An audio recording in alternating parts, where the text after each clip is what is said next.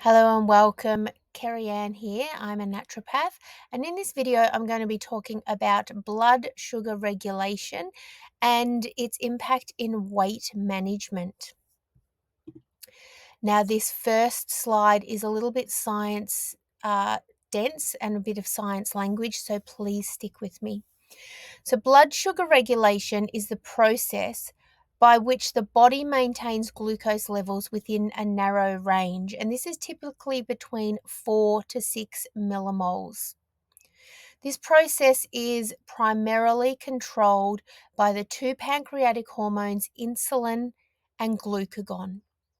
Now, insulin is secreted by beta cells when the blood glucose rises. So, our pancreas takes notice and senses that our blood glucose has risen, and so then it secretes insulin. And insulin lowers the blood sugar by promoting glucose uptake into muscle and fat cells. So, it's removing it from the blood, putting it into the muscle and the fat cells for use as energy. It also stimulates glycogen storage in the liver. Now, glycogen is the storage form of glucose after it's been broken down. So the body breaks it down and stores it in the liver as glycogen. It also inhibits glucose production in the liver. Now, the liver can produce glucose in two different ways. First is through a process called glycogenolysis. So, this is where that stored glycogen is then turned back into glucose. Then the liver can also produce glucose in a different way by stimulating gluconeogenesis. And this is the synthesis of new glucose from precursors like lactate and amino acids. So the liver has those two different ways of producing and releasing glucose back into the blood. And this is where insulin comes in by helping to inhibit that production of glucose through the liver. The other hormone is glucagon, and this is released by alpha cells when our blood glucose falls. So, glucagon is here to raise our blood sugar, and it does this by triggering glycogen breakdown in the liver, so that glucose that's already been stored in the liver gets broken down by glucagon and turned back into glucose. And glucagon also stimulates another process called gluconeogenesis, and that is glucose production in the liver.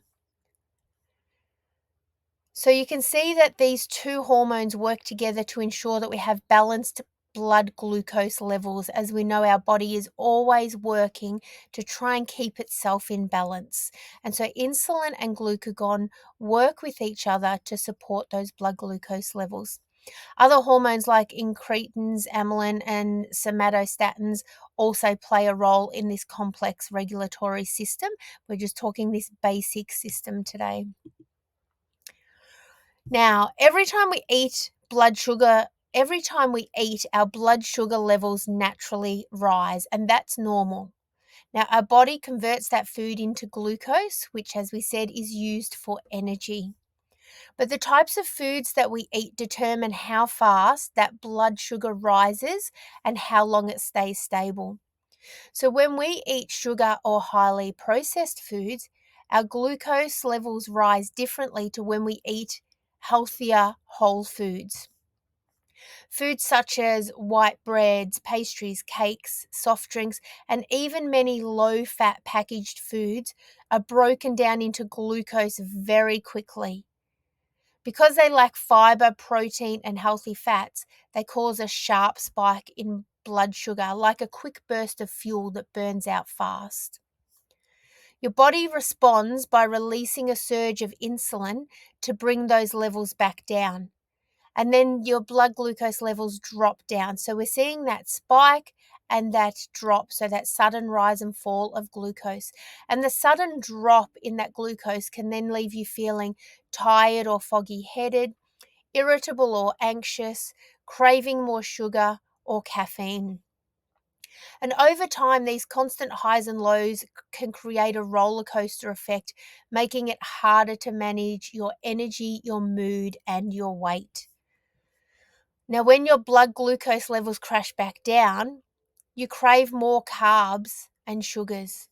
So your body's essentially keeps asking for a quick energy hit.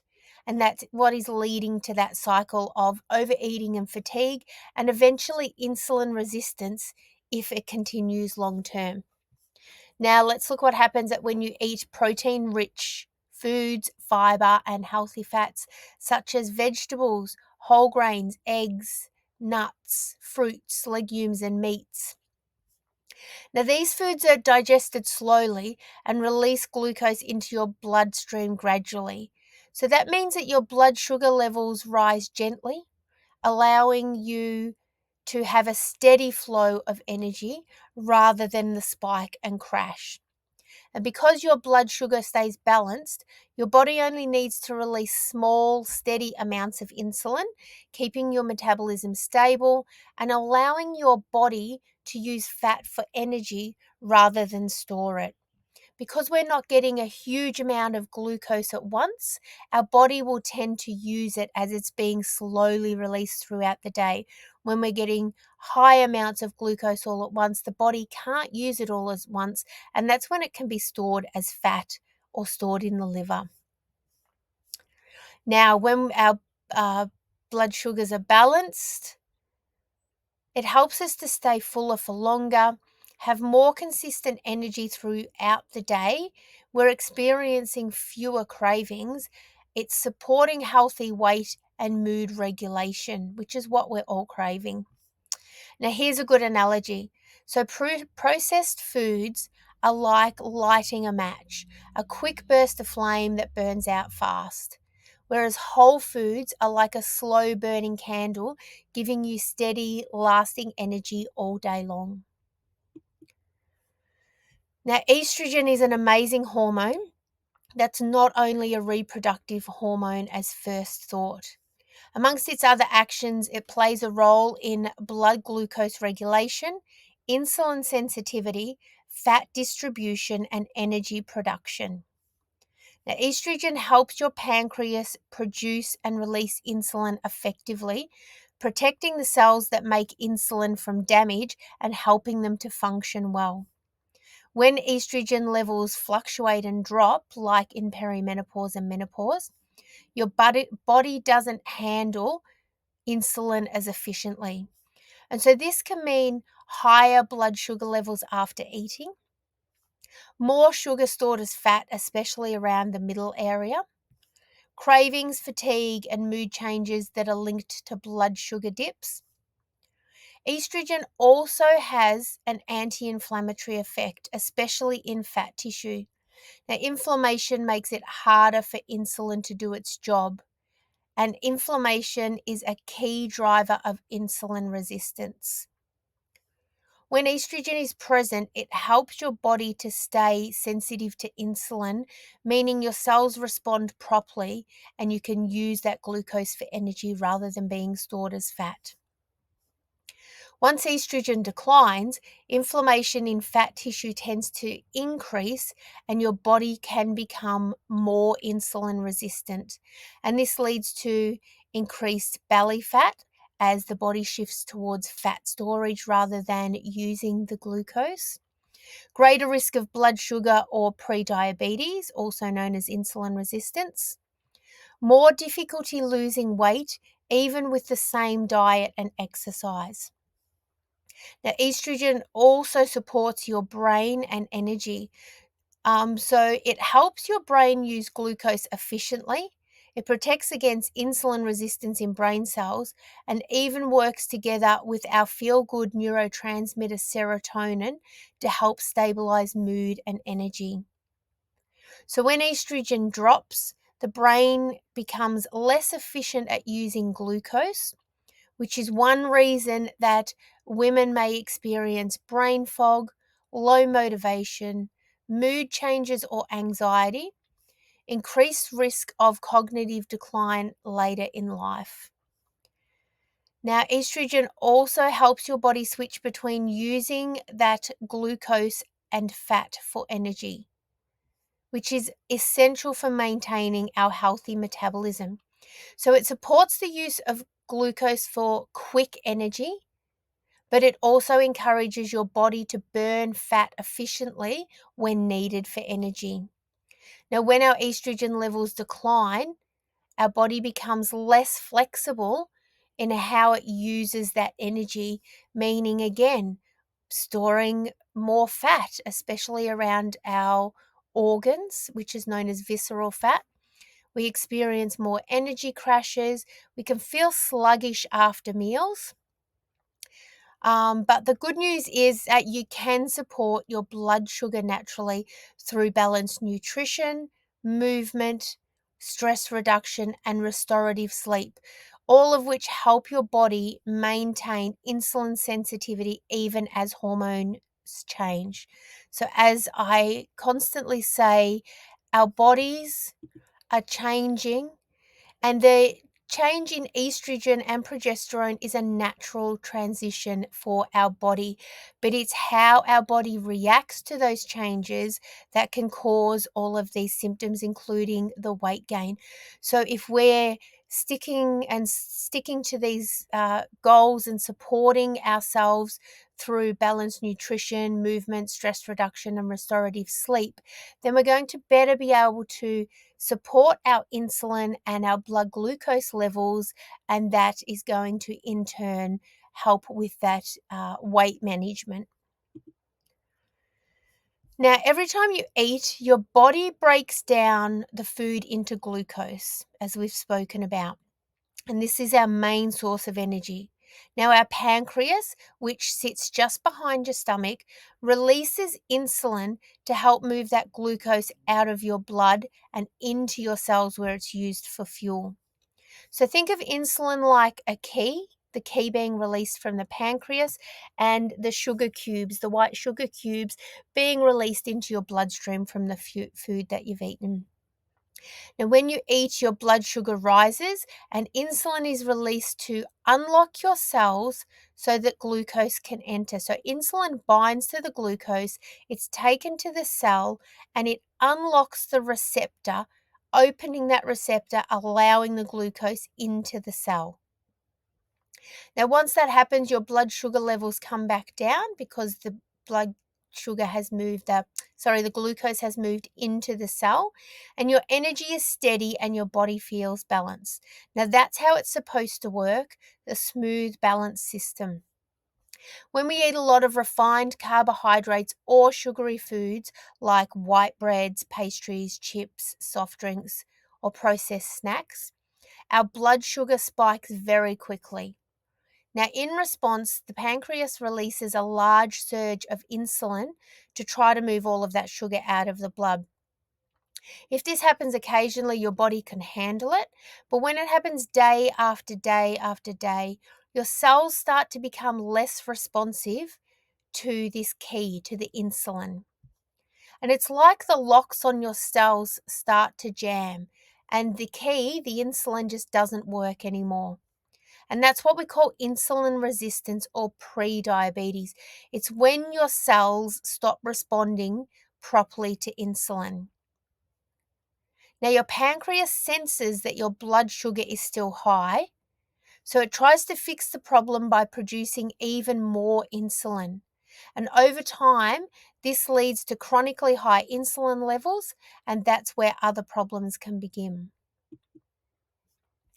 So, high insulin encourages your body to store fat, especially around the belly. Prevent fat burning, so making weight loss very difficult no matter what you're doing. Increase hunger and cravings, especially for sugary or carb-rich foods. And it causes energy crashes and mood swings. So it's a vicious cycle. The more insulin you produce, the more resistant your body becomes to it. Now, as our estrogen naturally declines, our bodies become more sensitive to these blood sugar fluctuations. And so that's why you might notice more belly fat, even if you're eating the same, feeling tired or foggy after meals, craving sweets or carbs, or mood changes or irritability when you're hungry. So it's not your lack of willpower that's causing all of these. It's your hormones and metabolism responding to the blood sugar imbalances and the insulin. Now, the good news is that insulin resistance is reversible. So your body can regain its sensitivity when you give it the right support. So again, we're talking about those foundations for optimal health. Eating balanced meals that includes protein, healthy fats, and fiber. Moving your body daily, even walking, improves insulin sensitivity. Now, as we exercise, the muscles need glucose for energy, and so the glucose gets taken up, so the glucose is removed from our blood, so the pancreas stops releasing insulin when it notices that our blood glucose levels are dropping. So shifting that blood glucose out of our blood through exercise is going to help lower that insulin as well. And that's why strength and resistance training are really great for women, because we're really using those muscles. There's plenty of other reasons, but for this purpose, we're moving that glucose into our muscle cells. Now, managing stress is really important because cortisol can also raise blood sugar, and cortisol is our stress hormone. So it's released when we're under stress or feeling stressed. And finally, prioritizing restful sleep, which helps our body to balance and regulate our insulin and hormones. So now let's talk about what you can do to support yourself. And I'm all about the achievable and sustainable changes that make a huge difference. I'm not going to give you calorie controlled, restrictive diets. I'm not going to make you give up all your favorite foods, but I'm going to help support you to make better choices that help keep your blood sugar stable. So here are some easy swaps and tips. So starting your day with protein.